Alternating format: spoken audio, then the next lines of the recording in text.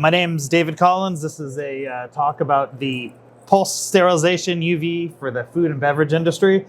We're just going to go over the topic. We're going to go over the application, some of the technology behind it. So I think we're all familiar. The UV sources, continuous UV sources are been used for years for sterilization, whether it's a mercury lamp, whether it's LEDs. They typically have a very narrow spectrum at 254 nanometers, and this technology has been around for a while. It's been very effective, still used today for water sterilization, surface sterilization. As the years have gone by, they've introduced medium pressure lamps as well. They have a slightly wider spectrum, a little lower efficiency, and LEDs are also moving into this space as well. Typically don't have as low of a wavelength, so as good of an efficiency, but this has been used for many years, and sort of this is as shown as a contrast to what we are going to look at for the pulse solutions here. So the difference for a pulse solution, we typically use xenon as the gas, is it has a broadband shape, and as you put more energy into a shorter amount of time, the black body temperature increases. And you can get UVC efficiency at the low end of 0.5%, but at the high end it can push to 10 to 20%. And overall, the amount of energy in the system, about 60% of it gets radiated into useful bands. And as you can see here with the graphs on the bottom, as you put more energy in, you begin to fill up the spectrum, and the energy shifts towards the bluer parts of the spectrum, which becomes more effective. So basically what you're doing is you're taking energy from the power supply, storing it on a capacitor, and dumping it in very short periods of time, and saving it up. And you can see that's the model we've used on the far lower right. It's a pretty good model for how much UV is coming out versus the input energy in.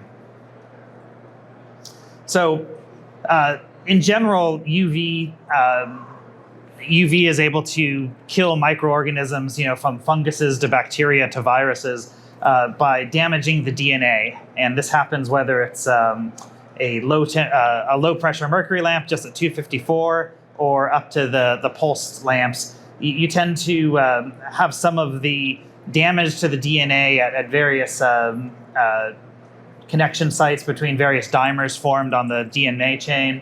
And if you do enough damage, then the cell can't repair itself by the time it comes to replicate. And you can see that every DNA, if you take a look in the upper right, every organism has its own unique absorption spectrum. So some organisms are quite susceptible to 254 nanometers, some are more susceptible in the 200 or even up in the 275 or the 280 nanometers. And the advantage of pulse light is you have a broader band. So what might be effective against E. coli might not be as effective against Cryptosporidium or Salmonella or camphor. So if you take a look here, at the damage mechanisms, and in the lower right you have the spectrum from a UV lamp. So you can see that it roughly you can tailor the spectrum to more closely match the DNA, but really it's the fact that you have emission at all of the different wavelengths that allows you to attack a wide variety of microorganisms. So the other interesting thing is the flash lamp, if 20% of the energy, 10 to 20% is going out in the UV, where's the rest of it go? It's all going out in the visible. And for years, we've sort of considered the visible light to be wasted in this application. And it turns out that when you put a lot of energy into a very short period of time, the cell wall there's other parts of the cell other than just the DNA. There's other materials in the cell, there's liquids, there's the cell membrane, and they do absorb the light. And if you absorb it in a very short period of time with a very small amount of, with a very small thermal load that the cell has, with a very small,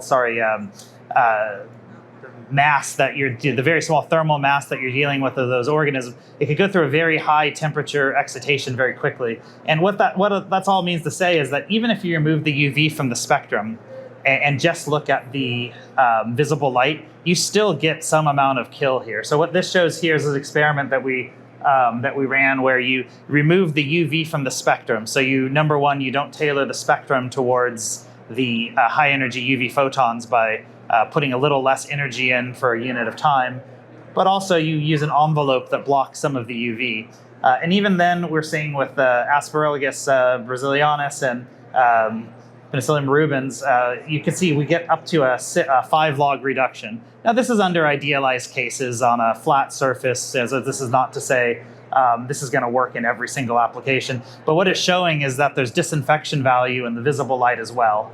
So overall, that full 60% of the energy that's on the capacitor that ends up getting radiated has some useful portion in sterilization, which is something that's, I think, a lot of times not talked about in the literature or not really explored. We really just typically have looked at the UV kill mechanisms, but there's other mechanisms going on because of the very short time period that the energy is distributed to and the very small thermal mass that the microorganisms are exhibiting there. So this just goes over how we optimize it. In order to actually use pulse light for disinfection, you have to optimize the right circuit. You have to have the right cooling. You have to have the right repetition rate.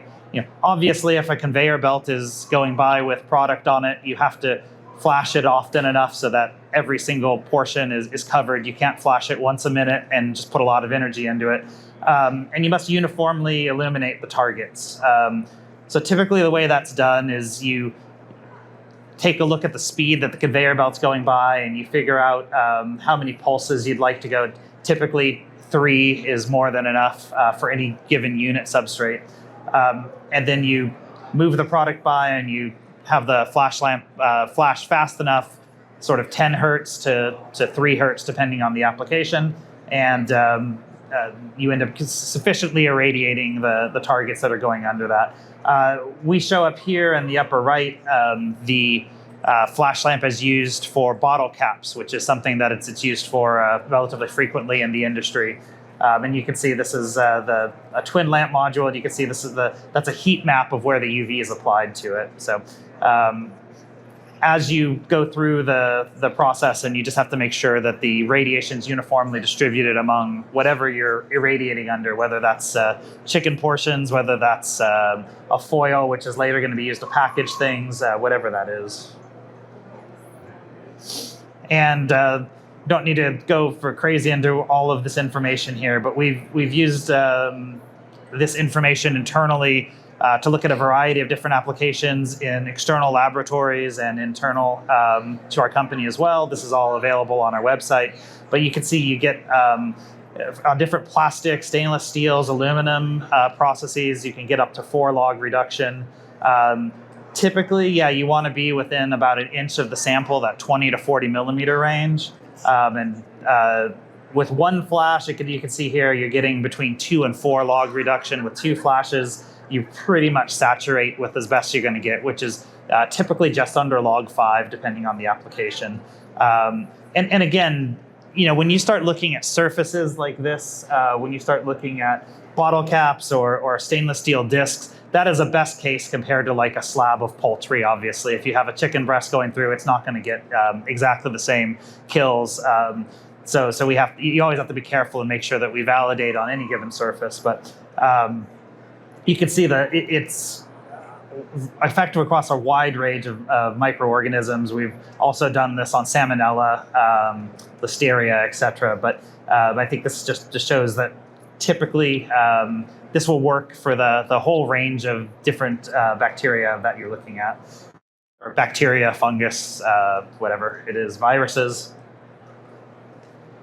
So just, additional considerations here. I think, with all light sources, it's a line of sight disinfection. So you're not, for example, going to be irradiating through a chicken wing onto the portion underneath it. You're not going to be getting the bottom when you hit the top. So if you need to disinfect both sides, you have to flip it somehow. You have to hit the bottom and you have to hit the top.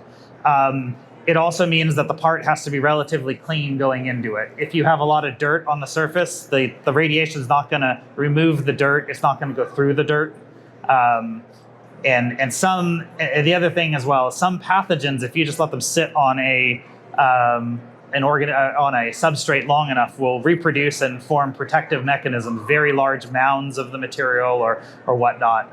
And in that case, yeah, you might have some problems too. So typically, you want to be disinfecting surfaces that are relatively clean to begin with. You're not going to be just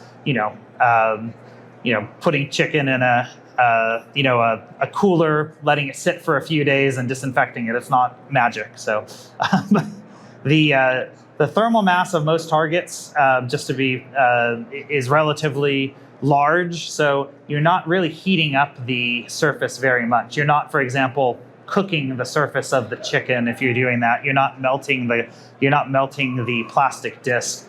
The very first layer, the first couple of maybe microns, heats up maybe, but it doesn't do it enough to damage any plastics. It doesn't do enough to change the material surface of the chicken. I guess if you were to turn the light on and run it for a few hours and keep the chicken under, yeah, you would start cooking it. But in the short period of time that you're exposing it, which is typically under a second, it doesn't have any temperature change in the bulk whatsoever.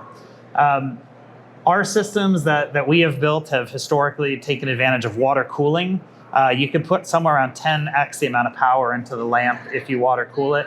In some situations, that's quite valuable. In other situations, if the conveyor belt can run slower or you have a larger area to work with, then it's not as important.